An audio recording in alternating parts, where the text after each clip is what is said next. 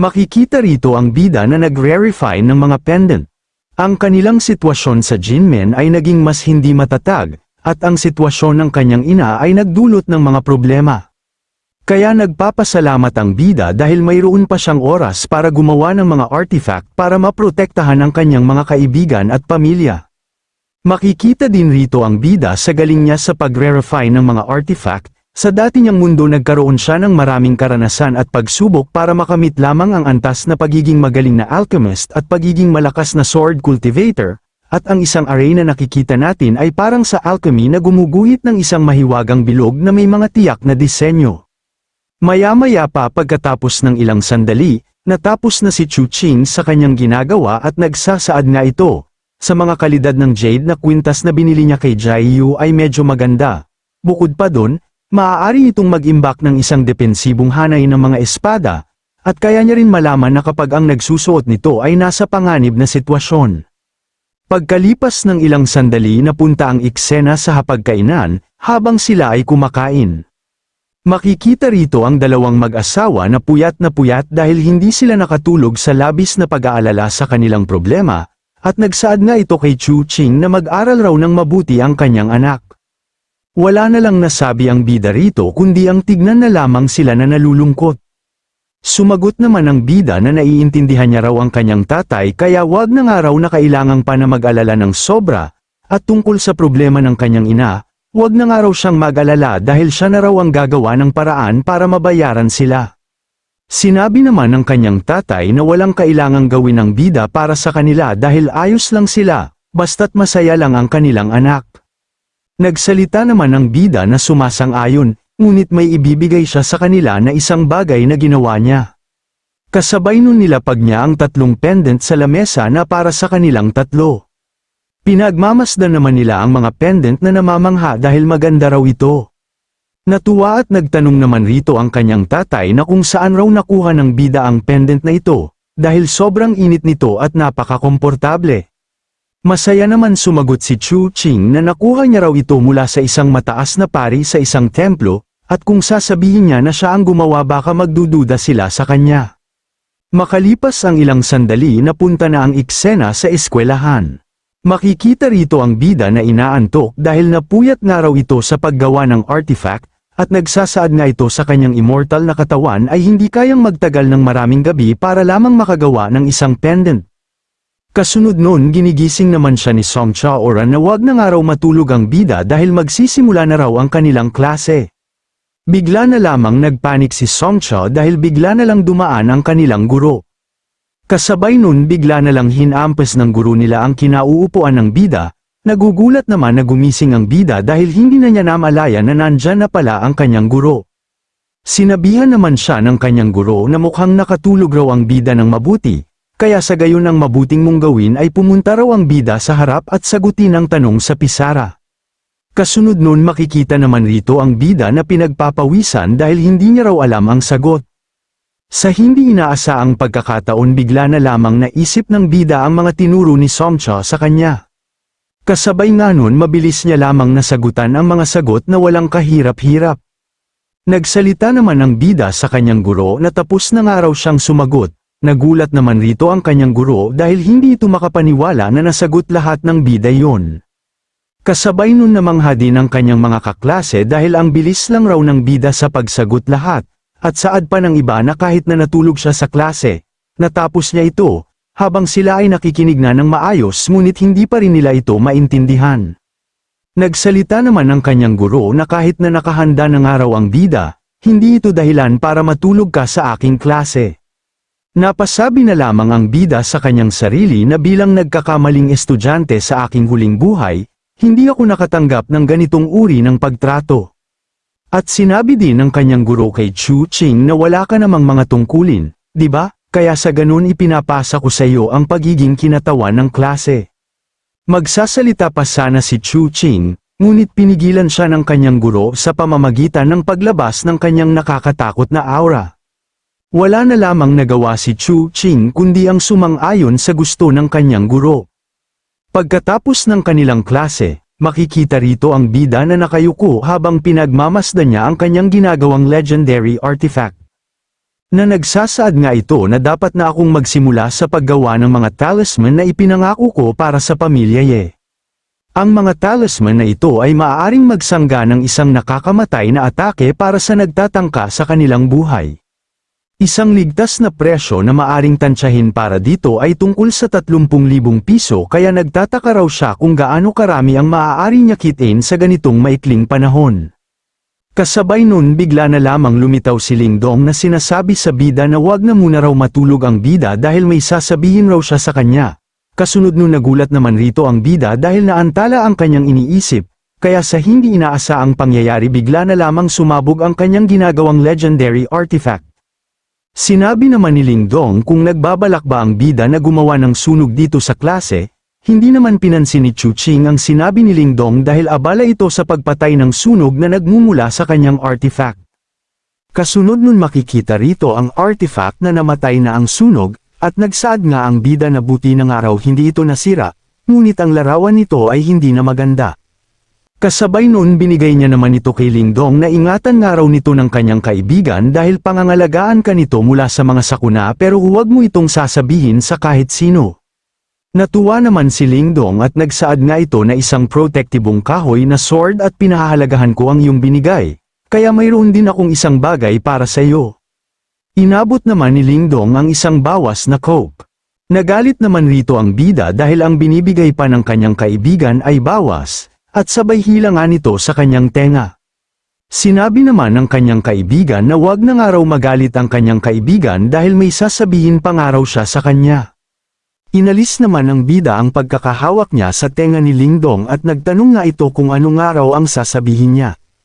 Masaya naman nagsalita si Lingdong na may isang kaganapan sa palakasan ng paaralan sa loob ng 2 araw, at nagtanong din ito sa bida kung sasali nga ba raw ang bida sa gaganapin na palakasan. Dagdag din niya na sumali na nga ito dahil natalo na niya ang hari ng campus nung nakaraan kaya sigurado na ang kanyang pagkapanalo agad. Sumagot naman ang bida na hindi nga raw siya sasali dahil busy pa nga raw siya sa mga bagay-bagay.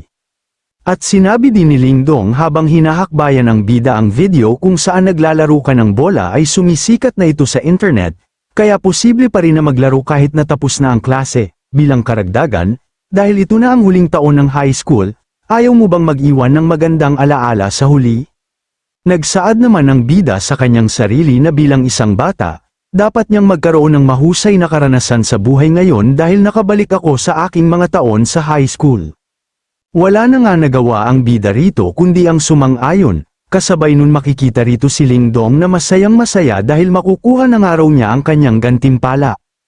Naging seryoso naman rito si Chuching at tinanong niya kay Lingdong na kung ano nga raw ang sinabi niya na gantimpala, at sinabi din niya baka nga raw ito ay nakipagpastahan sa iba. Nagsalita naman rito si Lingdong na wala man lang raw siya sinasabi. Maya-maya pa pagkatapos ng ilang sandali, pinakilala sa eksena si Ling Weiner na papunta sa classroom ng bida. Habang pinagmamasdan nga ito ng mga mag-aaral na mamangha sila dahil siya ang idolo ng paaralan na umaawit at naglalaro ng piano. Kasunod nun makikita rito si Ling Weiner na kinakamusta ang bida. Sumagot naman ang bida na okay nga lang raw siya. Nagsalita naman si Ling Weiner na kakaiba ang kasikatan ng bida kamakailan at hindi niya pa rin moari na winasak mo si Tang Jian sa larangan, alam ko ang nasa isip niyo mga kahangal. At saad din niya na gusto na niya raw ang bida. Sinabi naman ni Chuching na nangyari lang yon dahil sa maganda lamang ang kanyang kondisyon nung araw na yon.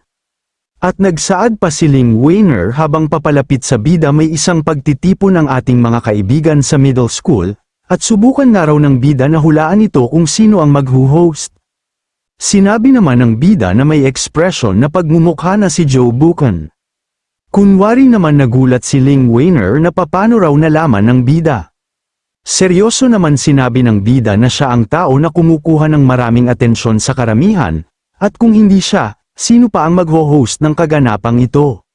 Sinabi naman ni Ling Weiner habang tinatapik ang balikad ng bida habang niyaya niya nga ito na pumunta nga raw ang bida doon dahil maraming mga kaibigan nilang namimiss na siyang makita. Makikita naman rito ang bida na parang isang maamong kuting. At nagsalita naman ang bida na dahil humihiling raw si Ling Weiner, papayag nga raw itong pumunta kasama niya.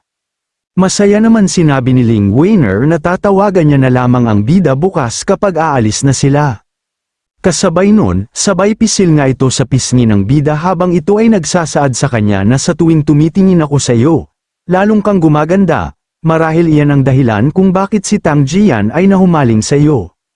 Kasunod nun umalis na rin si Ling Weiner. Napasabi na lamang ang bida sa kanyang sarili na kailangan niya raw bang malaman kung bakit si Ling Weiner ay nagdulot sa kanya ng napakalaking pagkabalisa, at hindi niya pa rin raw alam kung bakit. Makikita naman rito si Ling Dong na in love sa pagkakita pa lamang kay Ling Weiner. At nagsaad nga ito sa bida kailan ka naging ganito kalapit sa kanya at pumunta raw sila sa parehong paaralang elementarya at sekundarya, anong raw ang meron sa mukha ng bida na wala sa kanya. At makikita rin dito si Ling Dong na may napakalakas na determinasyon na sinasabi sa bida na tulungan niya raw siya makuha si Ling Weiner para sa kanya. Sinabi naman ng bida kay Ling Dong na ba't hindi mo siya tanungin at magkaroon ka ng lakas ng loob. Sinabi naman ni Ling Dong habang nagpapantasya na hindi niya siya makausap dahil siya ay isang diyosa, at kung makakasama ko siya kahit isang araw lang baka mahimatay pa ako. Kasunod nun nagpaalam naman ang bida na may gagawin pangaraw siya, at magkita na lamang sila mamaya. Pagkalipas ng ilang sandali makikita rito si Tang Jian habang nag-aaral ito ng mabuti.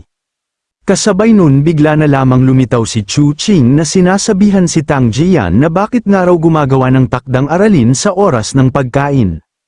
Namula naman rito si Tang Jian dahil nakita niya raw ang gwapong katulad ko, yung bida pala. At sumagot nga ito na oo dahil halos buong araw niya itong ginagawa para lang masagutan ng tama.